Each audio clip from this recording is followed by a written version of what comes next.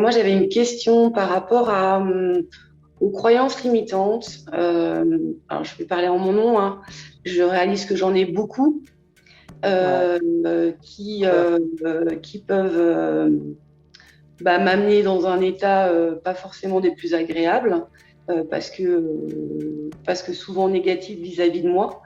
Je me dis, j'en ai quand même un paquet, et je voulais savoir si cette méthode peut permettre de faire un reset un peu global, parce que je me dis sinon, est-ce que je vais avoir suffisamment du reste de ma vie pour pouvoir balayer tout ça? Si je dois les prendre une par une, il y en a quand même pléthore. Et, et voilà. Euh, donc c'est un peu ma question, à savoir est-ce que je peux en regrouper quelques-unes, faire des lots, je sais pas. Alors, tu as dit un truc super, merci pour ta question. Tu as dit beaucoup de croyances limitantes qui me placent parfois dans des états qui ne sont pas OK et des croyances limitantes vis-à-vis de moi. C'est bien ça? Oui. Oui.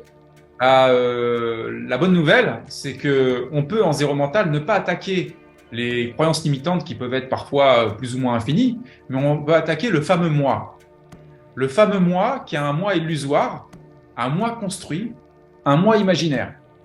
Quand on travaille, quand on attaque, entre guillemets, ce moi imaginaire, qu'on, qu'on, je dirais qu'on efface sa consistance, quand on attaque ses structures et qu'on le fait disparaître au moins momentanément, toutes les croyances qui étaient rattachées à ça, momentanément, tombent. Ok. Ok. Si momentanément elles tombent, tu réalises alors la grosse farce. C'est-à-dire que tu pourras même plus les revoir de la même manière, même si elles reviennent, elles n'auront pas la même intensité. Et ça, c'est un travail de déshypnose très profond au point zéro. Tu vois. Et ensuite, bien sûr, que tu as des façons, par exemple, de faire tomber ce moi, ok, et de porter, à partir de cette zone libérée, un nouveau regard sur telle ou telle croyance. Et là, pour le coup, il y a une reprogrammation qui se met en place. Alors, du coup, arrive une seconde question, je suis navrée, hein, sur la reprogrammation, parce que je me dis, mon mental, je le connais, hein, même si, à la base, je ne veux pas m'en faire un ennemi, et je ne veux pas le voir comme un méchant loup, mais je sais qu'il peut être qu'il peut être dictateur, et qui peut m'amener dans des illusions ou des choses, voilà, et qui ne sont pas forcément bonnes pour moi.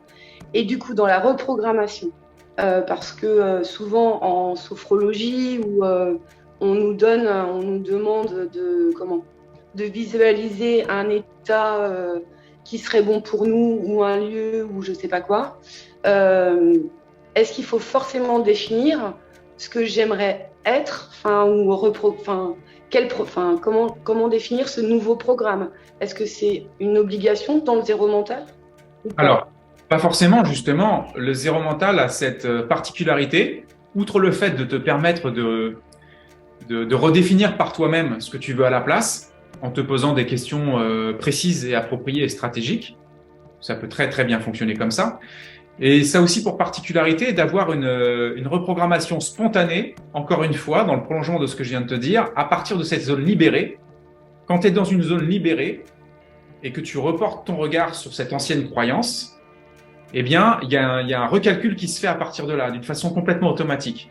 C'est comme si toi, t'as pas vu la lumière de ta vie, puis tout d'un coup, je te sors de ta pièce, tu es dans la lumière et tu vois tout le paysage. Ton cerveau, il recalcule tout.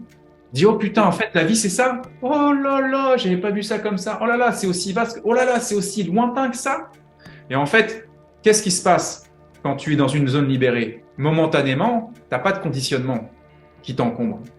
Donc, pour la première fois de ta vie, j'ai envie de te dire, tu vis un état sans croyance.